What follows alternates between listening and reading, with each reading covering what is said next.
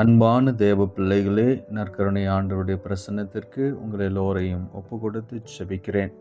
நன்மை அனைத்திற்கும் ஊற்றாகிய நல்ல ஆண்டவருடைய பிரசன்னத்திலே உங்கள் தேவைகள் எல்லாவற்றையும் சமர்ப்பித்து செபிக்கும்படியாக உங்களை அழைக்கிறோம்.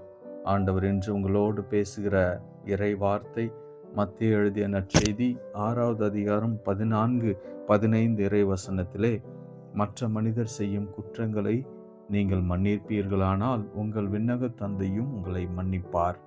நீங்கள் மன்னிக்காவிட்டால் உங்கள் தந்தையும் உங்கள் குற்றங்களை மன்னிக்க மாட்டார் என்று சொல்லி ஆண்டவர் இன்று நம்மோடு பேசுகிறார். இறை ஆசிரை பெறுவதற்கு சில வேளைகளிலே நாம் மன்னிக்காமல் இருக்கிற அந்த குணம் காரணமாக இருக்கலாம்.